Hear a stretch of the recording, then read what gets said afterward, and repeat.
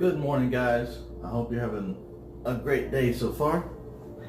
And today I'm going to be talking about the story of Saul. Today's message is called You Are Good Enough. Let me just give you a little background.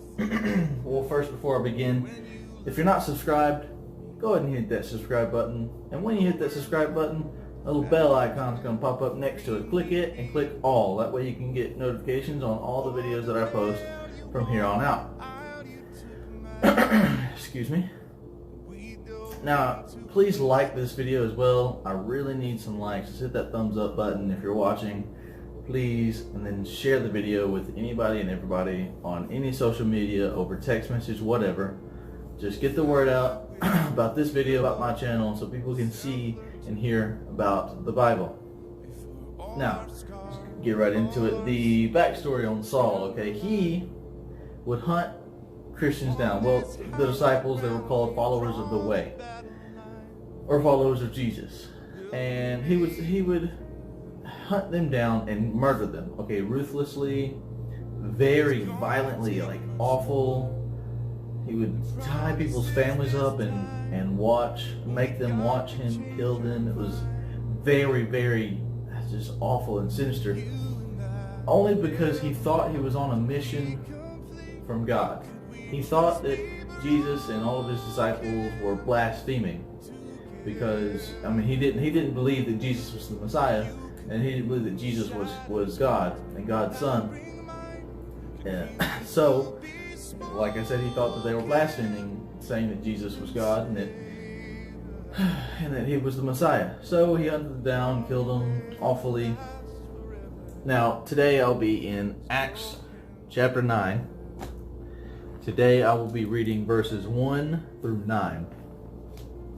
Starting in chapter 9, verse 1, it says, Then Saul, still breathing threats and murder against the disciples of the Lord, went to the high priest and asked letters from him to the synagogues of Damascus, so that if he found any who were of the way, whether men or women, he might bring them bound to Jerusalem.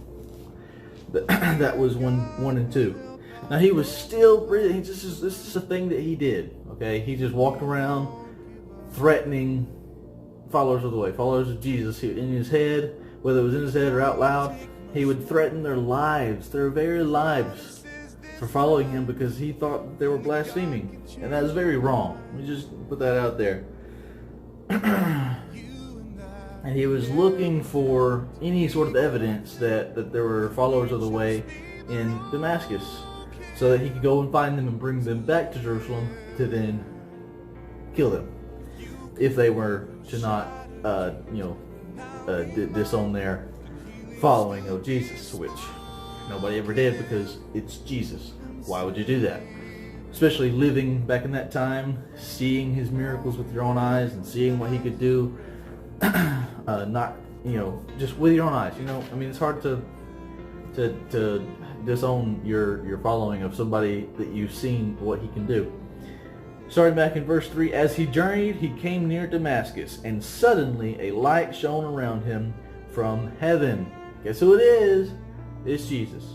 He fell to the ground. He couldn't handle it, and he heard a voice saying to him, Saul, Saul, why are you persecuting me? Saul then says, Who are you, Lord? Now, when he says Lord, he's not confessing that Jesus is Lord. In this way, he's using it to show that he knows the voice has authority. So without even believing that Jesus is Lord, he knows that the voice he is hearing has authority to it. So then the Lord says, I am Jesus, whom you are persecuting. It is hard for you to kick against the goads. Goads are like little sharp sticks used to steer cattle and livestock in the direction that you want them to go. And he said, it's hard for you to kick against those. So God and Jesus are trying to guide Saul to do his work, right? And Saul already thinks he's doing what he's supposed to do. But this is Jesus completely turning his life around like that. He said, it is hard for you to kick against the goads. This is Jesus using the goad to poke Saul and get him to go and do the things that he needs to do to make him finally realize who Jesus is. Started back in verse 6. So he, trembling and astonished, Saul this is, said, Lord, what do you want me to do? I mean, it says he's trembling and astonished. Now let's say you didn't believe in Jesus, right? And you thought anybody who said Jesus was the Messiah is blaspheming against the one true God that you do believe in. Because Saul's Jewish here. And all of a sudden, this guy that you thought was just a big old sham pops up in the, just light shines around you. Okay, you're the only one that can see it. Okay, light shines around you. You fall to the ground involuntarily. Okay, and then you hear Jesus, right? You don't see him.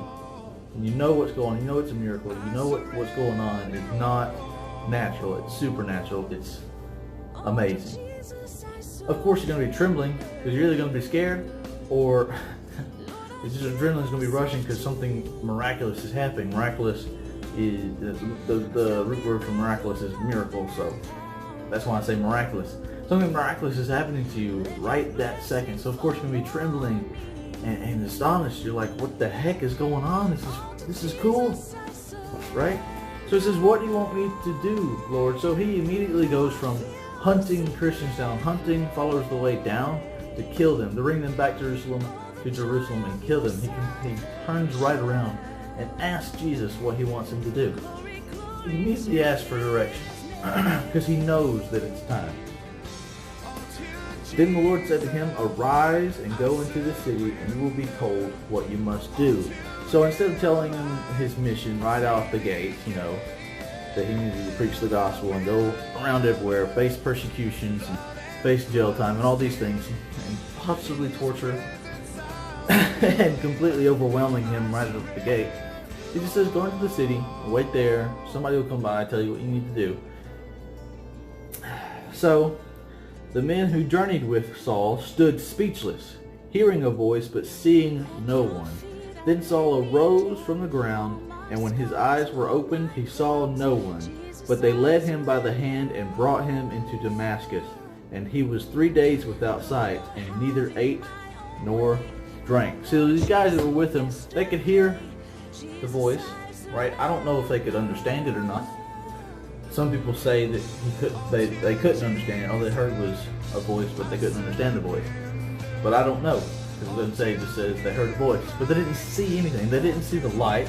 So they had Saul on the ground for a reason they didn't know, other than hearing the voice. So they couldn't see the massive blinding light that Saul could see. All they knew is that all of a sudden there was a voice. Saul was on the ground talking to someone that he called Lord, even though he had just 2 seconds ago been trying to murder people who talked to the Lord as the Messiah. So they try to help him up. All of a sudden Saul can't see. Okay, he's blind. Just fell to the ground, talked to somebody in the sky, jump up, I'm blind. Okay, that's what happened. And they're like, what just happened? So they lead him into Damascus, where he sits for 3 days and didn't eat or drink. I don't know why. Maybe it was a trust thing, because a lot of people, a lot of Christians, they were like, or a lot of followers of the way, they were terrified of him, and they wanted to get rid of him so that they wouldn't have to worry about dying every time they went to preach the gospel. So maybe it was a trust thing. Maybe he didn't. Maybe he was thinking that if he did take something, it'd be like poison or something like that. I don't know. But let me just say, Jesus spoke directly to Saul, directly to him, and he had just been literally hunting and killing his followers. He's using Saul in a miraculous, amazing way right now. And you say you don't think you're good enough. You say that you think that God won't use you or can't use you because you have a certain sin, because I don't know, you're crazy, okay? He's using someone who kills his believers ruthlessly, terribly. I'm talking inhumane ways of death here, and he's using him. And Saul becomes Paul, which, by the way, that Saul is he's Jewish, so Saul is his Jewish name, and his ministry brings him to more of a Greco-Roman type situation and area. So his Roman version of his name is Paul. So it's basically the same name, just his Roman version is Paul, and his Jewish version is Saul, because he's no longer strictly Jewish. He's now following the way. He's following Jesus. So, yeah. Anyways, he goes on to write, I think it's like 27% of the New Testament. Maybe it's more. He writes a lot of the New Testament. A lot of the New Testament, okay? And he preaches and works harder than any of the disciples. And he used to kill them for a living. And now he works harder than them, goes more places, faces more persecution, and preaches the gospel to more people than any of them. Don't ever think that God can't use you because of a certain addiction that you have, or because you don't think you're good enough, because you are. You are good enough. But that's all I have for today.